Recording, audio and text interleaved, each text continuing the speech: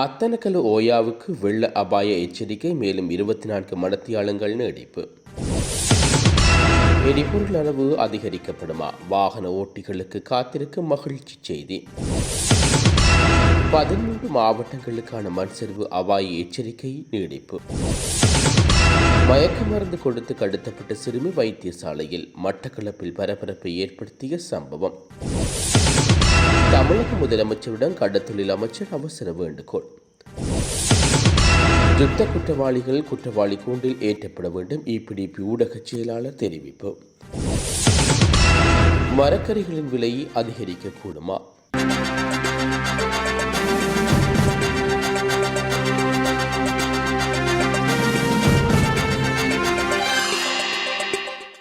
பொருளாதார நெருக்கடி இன்னும் முழுமையாக முடிவுக்கு வரவில்லை எனினும் வெசாக் மாத தடையின்றி மின்சாரம் வழங்கப்படும் என பிரதமர் ஹரணி அமரசூரிய தெரிவித்துள்ளார்.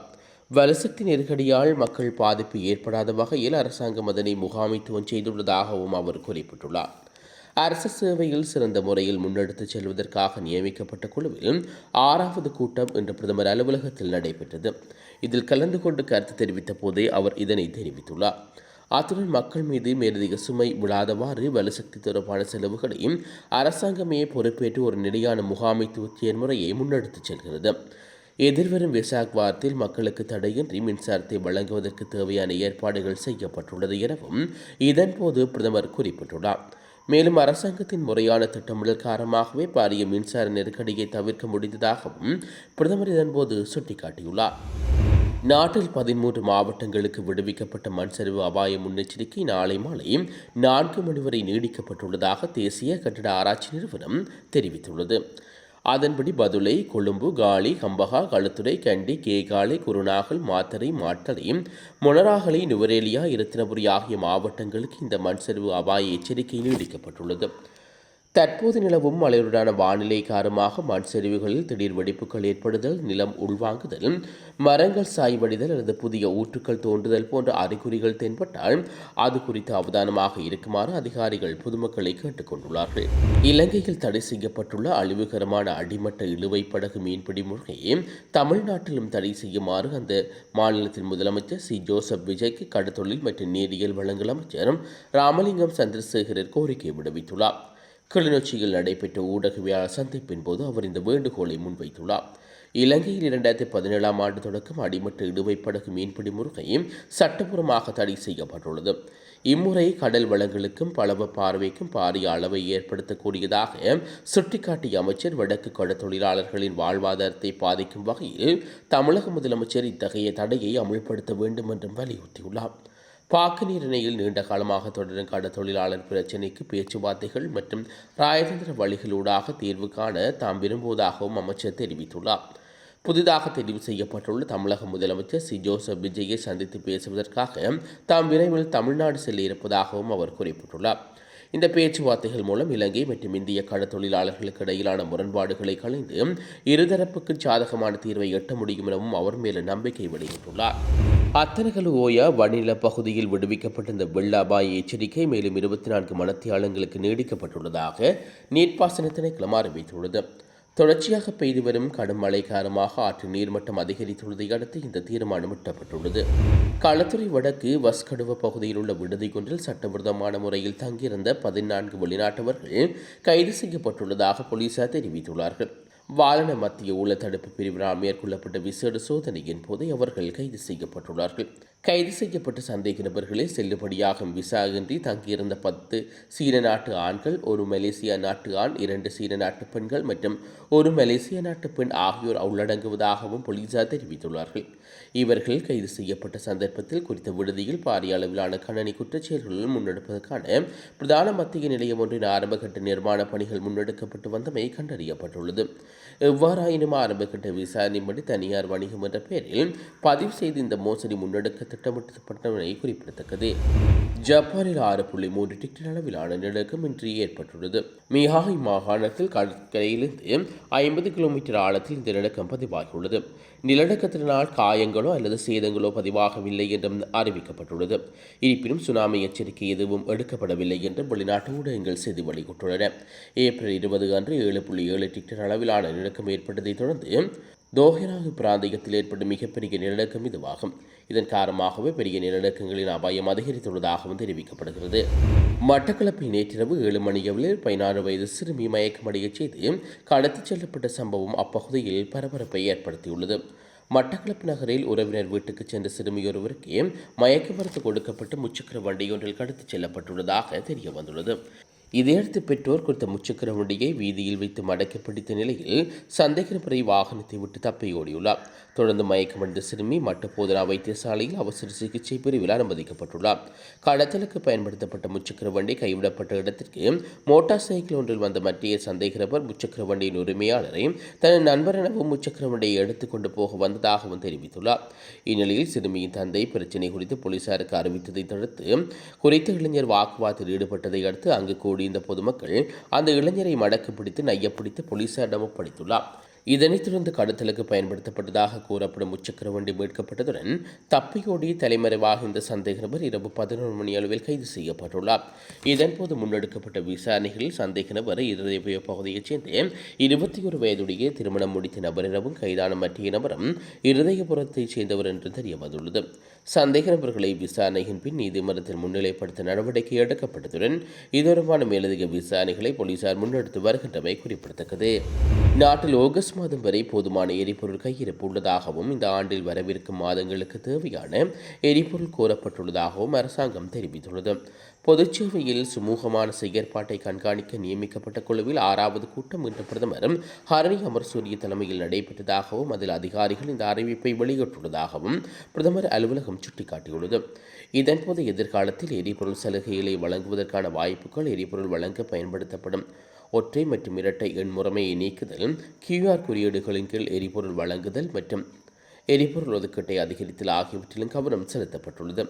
மேலும் தூய்மையான இலங்கை திட்டத்தின் கீழ் பாடசாலை மாணவர்களுக்கு கல்வி அளித்தல், மின்சார பயன்பாட்டை கட்டுப்படுத்தும் குடும்பங்களுக்கு முறையாக தேர்ந்தெடுத்தல், பாடசாலை மாணவர்களை மதிப்பீடு செய்தல் மற்றும் மின்சார பயன்பாட்டை கட்டுப்படுத்தல் முறைமையை குறித்து அவர்களுக்கு பயிற்றுவித்தல் போன்ற வழிமுறைகள் குறித்தும் விவாதிக்கப்பட்டுள்ளது. எதிர்கால கட்டுமான திட்டங்களில் பசுமை கட்டிட கருத்தை அறிமுகப்படுத்துவதற்கு எடுக்கப்பட வேண்டிய நடவடிக்கைகள் குறித்தும் கருத்துக்கள் பரிமாற்றப்பட்டதாக கூறப்படுகிறது. அரசாங்கத்தின் முறையான எரிசக்தி மேலாண்மை காரணமாக தற்போதைய நெருக்கடிக்கு பொதுமக்கள் அதிக கவனம் செலுத்தவில்லை என்றும் ஹரணி அமர்சூரிய சுட்டிக்காட்டியுள்ளார். மற்ற நாடுகளில் எரிபொருள் பற்றாக்குறை மற்றும் மின்வெட்டு ஏற்பட்ட போதிலும் தனது அரசாங்கம் இந்த நெருக்கடியை முறையாக கையாண்டதாகவும் அவர் வலியுறுத்தியுள்ளார். இந்த நெருக்கடி இன்னும் முறிவடையாததால் நாம் விழிப்புணர்வு இருக்க வேண்டும் என்றும் நிலையான எரிசக்தி மேலாண்மை மற்றும் பொது விழிப்புணர்வை அதிகரிக்க வேண்டும் எனவும் பிரதமர் மேலும் தெரிவித்துள்ளார். வெசாக் வாரத்தில் தேவைக்கேற்ப மின்சாரம் வழங்குவது அவசியம் எனவும் பிரதமர் மேலும் குறிப்பிட்டுள்ளமை குறிப்பிடத்தக்கது. இறுதி யுத்த காலத்தில் இடம்பெற்ற யுத்த குற்றங்கள் காரணமாக மக்கள் உயிரிழந்தமை விசாரணைகள் மூலம் வெளிப்படுத்தப்பட்ட நிலையில் நீதி விசாரணைகள் முன்னெடுக்கப்பட்டு குற்றவாளிகள் தண்டிக்கப்பட வேண்டும் என இபிடிபியின் ஊடகச் செயலாளர் பன்னீர்செல்வம் ஸ்ரீகாந்த் வலியுறுத்தியுள்ளார். யாழ் ஊடக மையத்தில் இன்று இடம்பெற்ற ஊடக சந்திப்பில் அவர் இதனை குறிப்பிட்டுள்ளார்.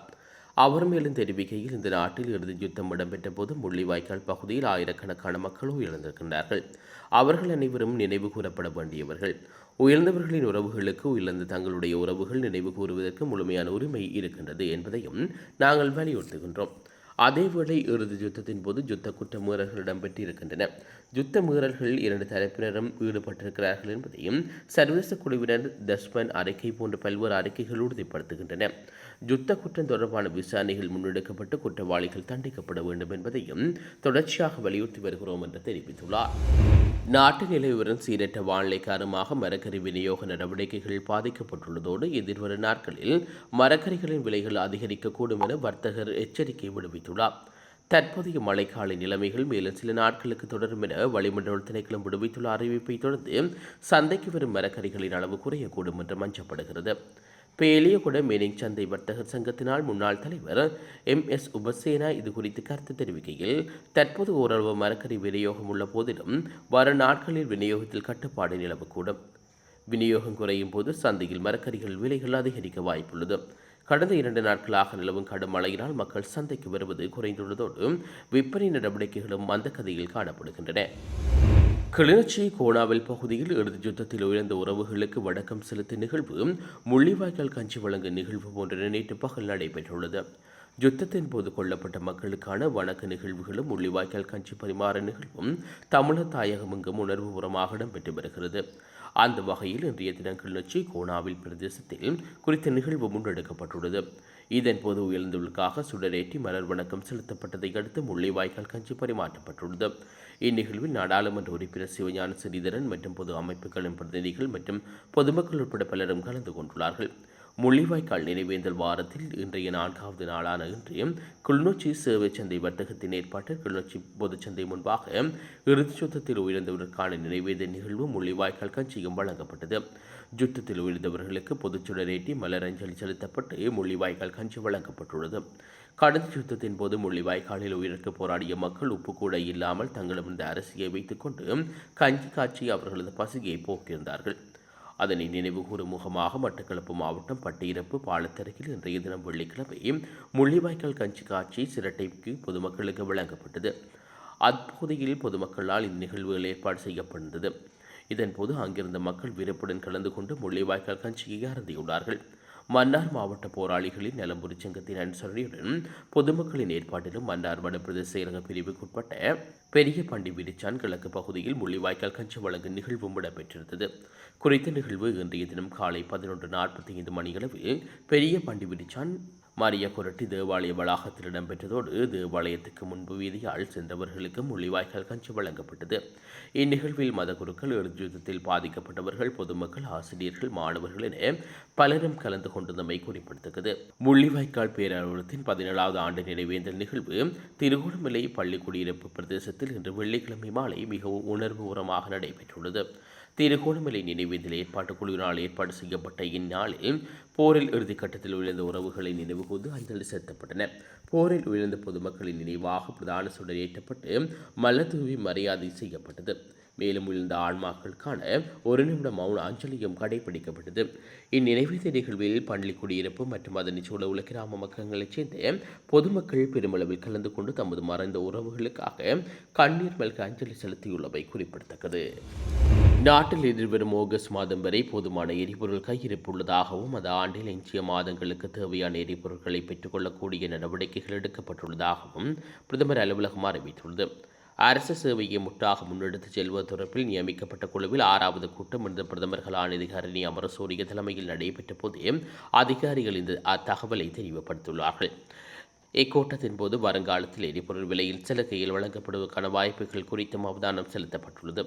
தற்போது அமலில் ஒற்றை இரட்டை இலக்க முறைமையை நீக்கிவிட்டு QR குறியீட்டின் கீழ் எரிபொருள் பெற்றுக்கொள்வது மற்றும் எரிபொருள் ஒதுக்கீட்டை அதிகரிப்பது குறித்தும் ஆலோசிக்கப்பட்டுள்ளது. இதன்போது அரசாங்கம் வலுசக்தி துறையை சரியாக நிர்வகிப்பதன் காரணமாகவே மக்கள் தற்போதுள்ள நெருக்கடி குறித்து பாரிய அளவில் உணரவில்லை.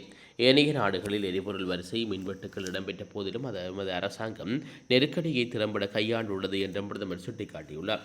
இருப்பினும் வலுசக்தி நெருக்கடி இன்னும் முழுமையாக நீக்கப்படவில்லை என்பதால் மக்கள் இது குறித்து தொடர்ந்து விழிப்புணர்வு இருக்க வேண்டும் எனவும் நிலையான மின்சார முகாமைத்துவத்தை பின்பற்ற வேண்டும் என்றும் அவர் வலியுறுத்தியுள்ளமை குறிப்பிடத்தக்கது. இதுபோன்ற செய்திகளை தெரிந்து கொள்ள யாழ் டிவி நியூஸ் சேனலை சப்ஸ்கிரைப் செய்து அருகே இருக்கிற பெல் பட்டனையும் கிளிக் செய்து கொள்ளுங்க. மேலும் இதுபோன்ற செய்திகளை உடனுக்குடன் தெரிந்து கொள்ள யாழ்டிவி.com எனும் இணையதளத்தின் வாயிலாக எங்களோடு இணைந்து கொள்ளுங்கள்.